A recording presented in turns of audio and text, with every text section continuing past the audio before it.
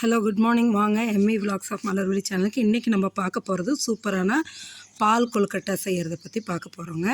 எப்படி செய்கிறதுன்னு நம்ம செஞ்ச இடியாப்ப மாவு இருக்குல்லங்க, அந்த இடியாப்ப மாவை வச்சு தான் இந்த பால் கொழுக்கட்டை செஞ்சு காமிக்க போகிறோம். உங்களுக்கு சூப்பரான ரெசிப்பிங்க, ஹெல்த்தியான ரெசிபி, குழந்தைங்களும் பெரியவங்களும் விரும்பி சாப்பிடக்கூடியது.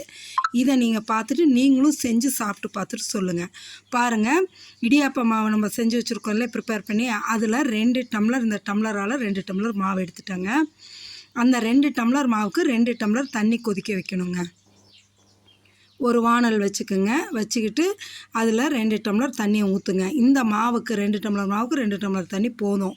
ஒரு சில அரிசி மாவு அதிகமாக தண்ணி எடுக்கும், ஒரு சில அரிசி மாவு தண்ணி கம்மியாக எடுக்கும். இந்த மாவுக்கு இது 2 டம்ளர் போதுங்க.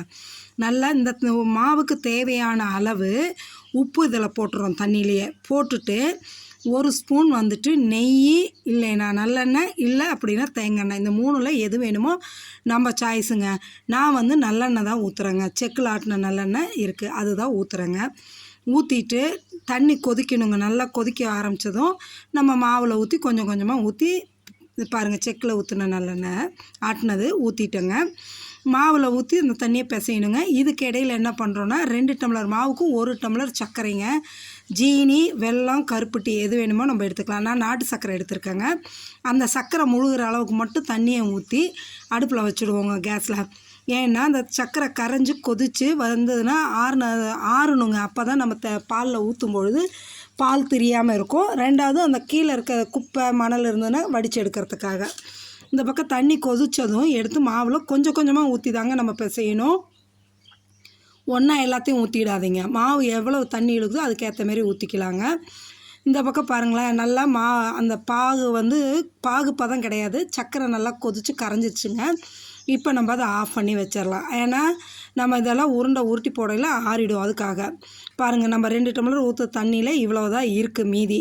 இந்த தண்ணியும் ஊற்றிட்டோம்னா நம்மளுக்கு மாவு பிசைகிறதுக்கு சரியாக வந்துவிடுங்க. இதையும் ஊற்றிடுங்க ஃபுல்லாகவே.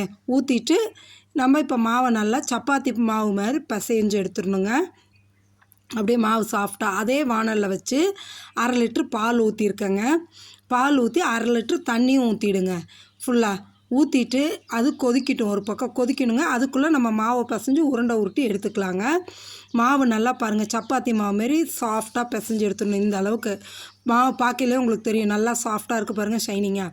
இந்த அளவு உருட்டி மாவு பிசைஞ்சு எடுத்துகிட்டு இப்போ என்ன பண்ணணும், சின்ன சின்ன உருண்டையாக நம்ம உருட்டிக்கணுங்க. கையிலெல்லாம் ஒட்டாது, நல்லா சாஃப்டாக இருக்குது மாவு. அந்த அளவு சாஃப்டாக இருக்குங்க. உருட்டிக்கிங்க. சின்னதாக கோழி குண்டு சைஸ் மாரி சின்ன சின்னதாக உருண்டையாக உருட்டினாலும் சரி, இல்லை அப்படின்னா ஒரு சிலர் என்ன பண்ணுவாங்க, நீள் வாக்கில் உருட்டுவாங்கங்க. அப்படி உருட்டி எடுத்தாலும் சரி, அது நம்ம சாய்ஸுங்க. இந்த மாதிரி இப்போ எல்லா மாவையும் நம்ம உருட்டி எடுக்கணுங்க. உருட்டி ஒரு தாம்பாளத்தில் எடுத்துக்கிட்டோன்னா அந்த பால் கொதித்து வரும்போது நம்ம இந்த உருட்டினதெல்லாம் போடணும். பாருங்களேன், உருண்டையாக உருட்டிட்டு ஒன்று நீள் வாக்கில் உருட்டி காமிக்கிறேன். இதேமாரி அது நம்மளோட சாய்ஸ், என்ன இதில் வேணுமோ ஷேப்பில் அந்தமாரி நம்ம உருட்டி எடுத்துக்கலாங்க. உருட்டி எடுத்து எல்லாம் ரெடி பண்ணிடணும். ஃபஸ்ட்டு ஒரு தாம்பாளத்தில் எடுத்துக்கலாம். இப்போ பால் கொதிச்சிருச்சுங்க. பால் கொதித்ததுக்கப்புறம் தான் இதை நம்ம போடணும். கொதிக்கிறதுக்கு முன்னாடி போட்டால் கரைஞ்சிடுங்க. நல்லா கொதிக்க ஆரம்பித்ததுக்கப்புறம் இதை ஒரே இதாக கொட்டாதீங்க. கையால் எடுத்து அப்படியே தூவுன மாரி சுற்றி எல்லா பக்கமும் போடுங்க. ஒரே பக்கமாக போட்டிங்கன்னா இதாகும். அதனால் சுற்றி தூவுன மாரி எல்லா பக்கம் போடுங்க. நான் உருட்டி வச்சதை தாம்பாளத்தில் உங்கள்கிட்ட காமிக்கிறதுக்கு விட்டுட்டேன். அப்படியே எடுத்து போடுறதான் காமிச்சிட்ருக்கேன், பார்த்துக்குங்க. எடுத்து அப்படியே போட்டு ஃபுல்லாக எல்லாத்தையும் போட்டதுக்கப்புறம் கரண்டி வச்சு தயவுசெய்து கிளறாதீங்க. கிளறாமல் உங்களுக்கு ஒரு 2-3 நிமிஷம் விட்டு லேசாக வானலவே அப்படி லேசாக தூக்கி ஷேக் பண்ணி விடுங்க. கிளறாதீங்க. பாருங்கள், இந்தமாரி ஷேக் பண்ணி விட்ருங்க. இது தானாக வெந்ததும் என்ன ஆகுனா மேலே வரும். இந்த மாவு உருண்டையெல்லாம் வெந்ததுக்கப்புறம் பாருங்கள் அப்படியே மேலே வரும். அதுக்குள்ளே நம்ம ஒரு முடி தேங்காயும் ஒரு 4 ஏலக்காய் போட்டு மிக்சியில் அரைச்சி தேங்காய் பால் எடுத்துடலாம். இப்போ நல்லா மேலே வந்துருச்சுங்க. மேலே வந்ததும் நம்ம என்ன பண்ணோம், 1 ஸ்பூன் இந்த மாவையே கரைச்சி வச்சுட்டு அதை ஊற்றணும். எதுக்குன்னா நல்லா திக்காக வர்றதுக்காக, அந்த தண்ணி பதமாக இல்லாமல் நல்லா கொஞ்சம் திக்காக டென்சிட்டி திக்காக இருக்கணுங்கிறதுக்காக அதை ஊற்றுறதுங்க. ஊற்றிட்டு இப்போ நல்லா வெந்துருச்சுங்க. இப்போ என்ன பண்ணணும், நம்ம சர்க்கரை கரைச்சி வச்சுருக்கோம் இல்லையா, நாட்டு சர்க்கரை, அதை எடுத்து இப்போ சிம்மில் வச்சுருங்க. சுத்தமாக தீய சிம்மில் வச்சுட்டு ஊற்றுங்க. அப்போ தான் பால் கெட்டு போகாது, திரிஞ்சு போகாதுங்க. அப்படியே ஊற்றிடுங்க. ஃபுல்லாக ஊற்றிட்டு கிளறி விடுங்க. கிளறி விட்டுட்டு இப்போ பார்த்தீங்கன்னா இந்த இது ஊற்றவும் சுத்தமாக சில்லுன்னு இருக்கும்.